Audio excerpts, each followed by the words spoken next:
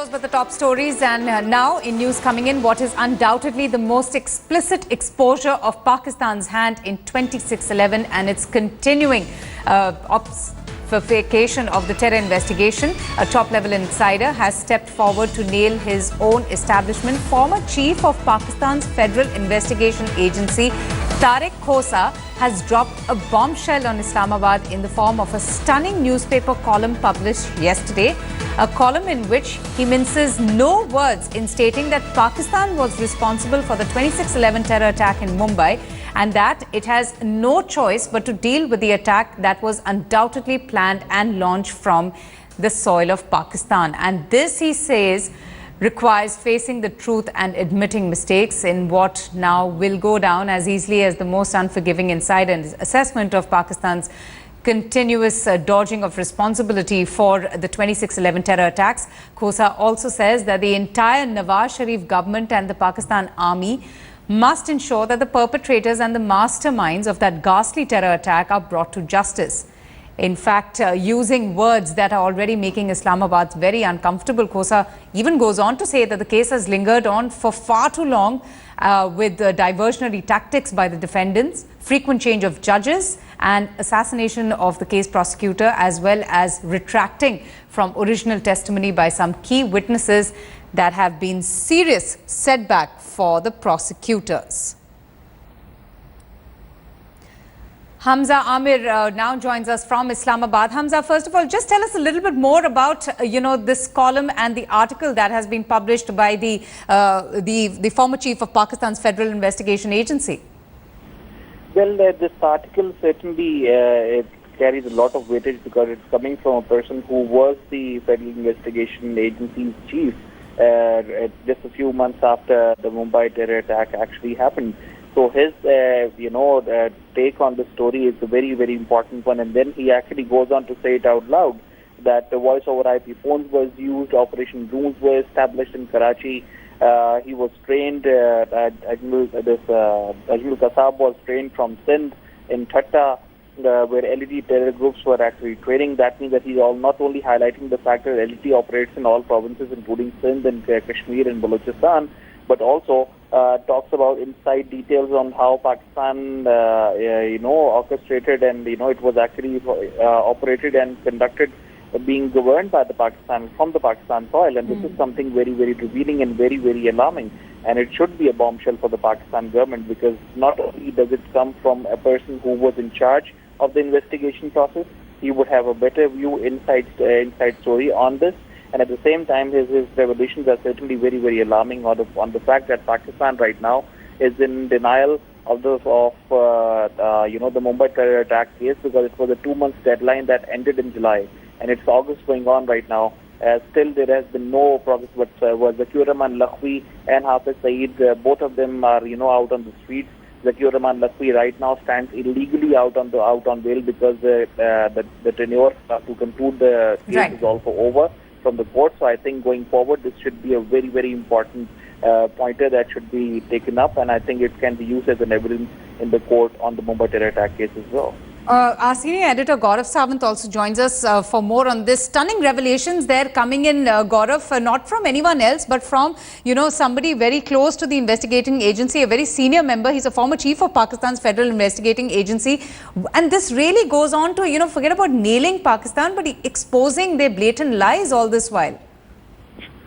The fact that the head of Pakistan's Federal Investigation Agency is revealing all these details are extremely significant. All these details are known not just to India but to the rest of the world also. What is extremely significant is, despite having all this information, Pakistan has failed to act against Hafiz Mohammed Saeed, the terror mastermind, and also officers of Pakistan Army, ISI and Navy who trained these 10 Lashkar-e-Taiba terrorists who were launched into India. And that is where Pakistan's doublespeak, Avantika, gets exposed once again. Though even in the 1993 Mumbai blasts, all details were known to India and to the world, Pakistan did not act against Tiger Memon, Dawood Ibrahim and ISI officers. The same remains in the 2008 26/11 Mumbai terror attacks. And despite this information now being revealed in a newspaper by the head of FIA, sadly, Pakistan will not act against the terror perpetrators. And that is where, it's not just India, but the rest of the civilized world needs to come together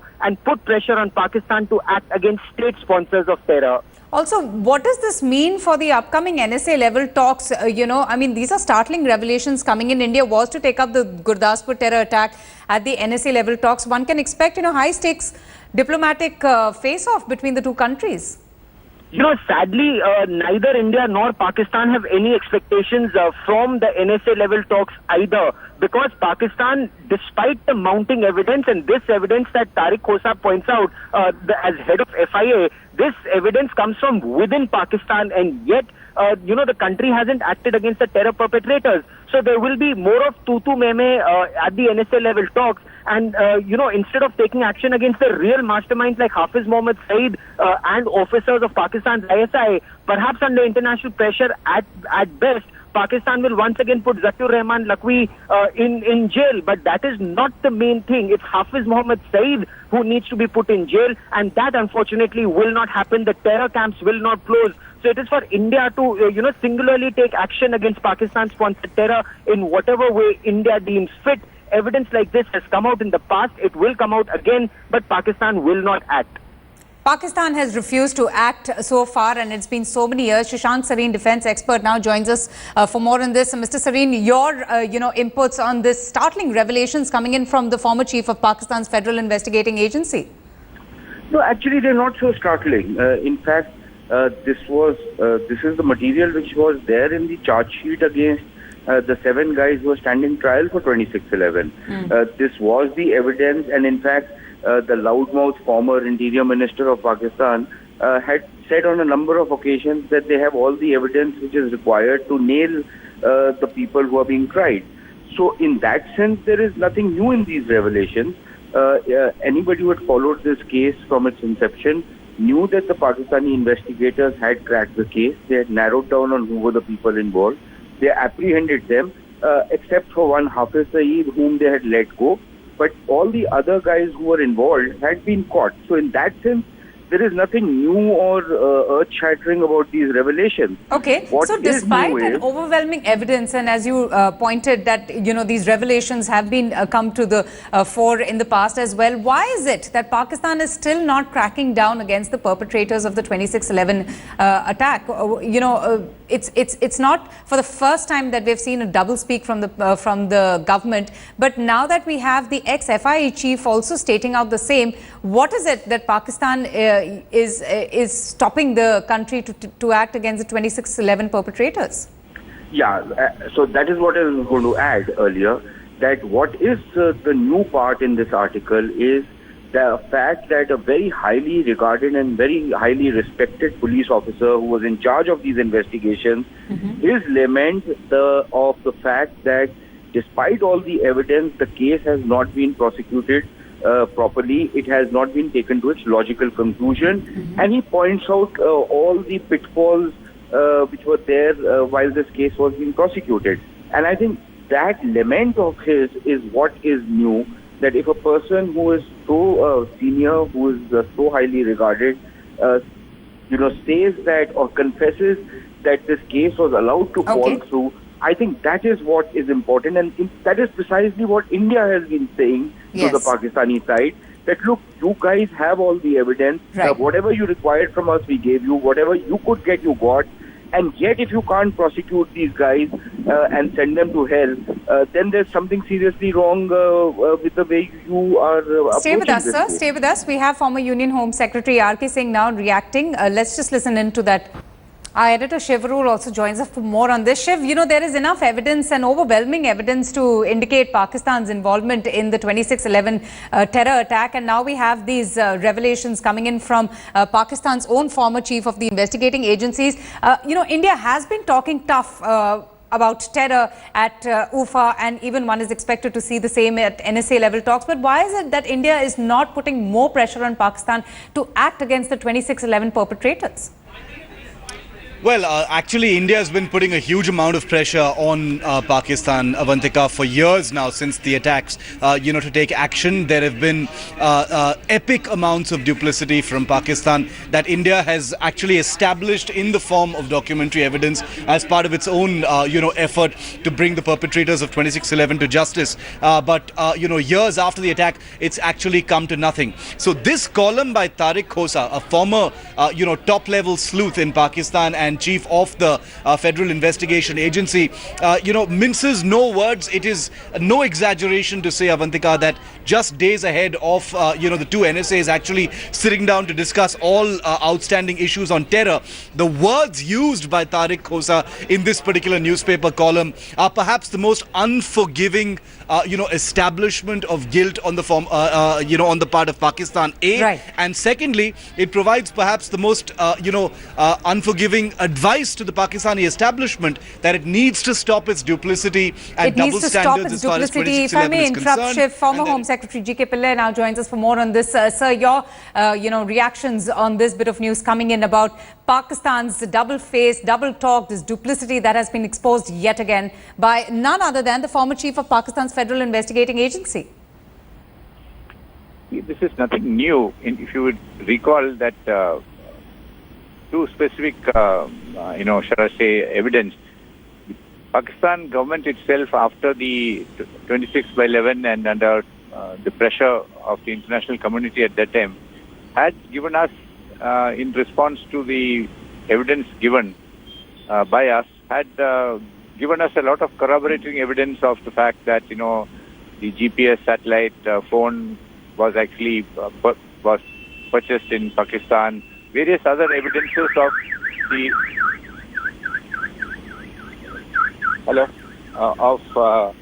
the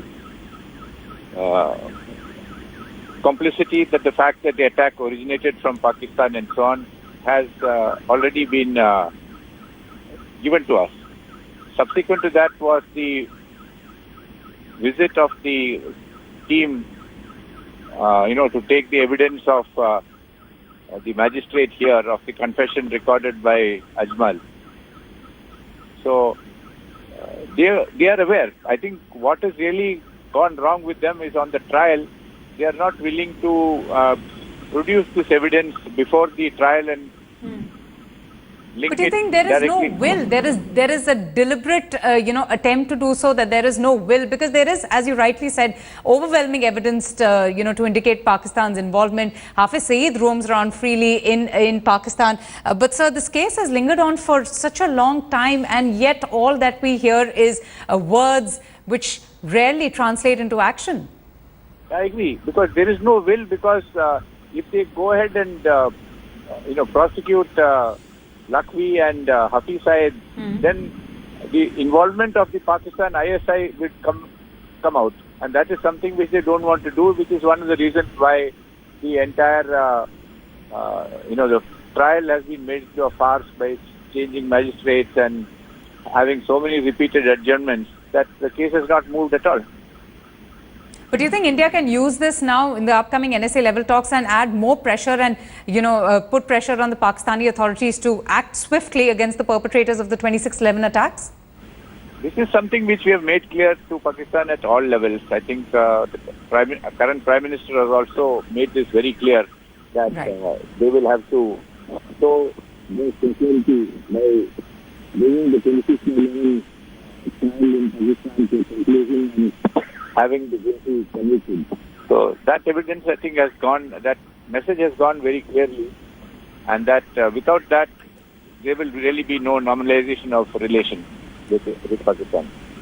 Right, Mr. G.K. Pillai, thank you so much for your time. Gaurav Sawant, any thaw in relations between India and Pakistan seems unlikely, and especially now with this bit of news coming in, which of course, experts have said is not really new, but, it just goes on to show that despite all this news and information out in the know-how, yet no action has been taken against the perpetrators. Spot on there, Avantika. India has made it very clear to Pakistan the relationship can move forward only when there is tangible action against the perpetrators of 26/11 Mumbai terror attacks. There is cast iron evidence of the involvement of Zakir Rahman Lakhvi and also Hafiz Mohammed Saeed.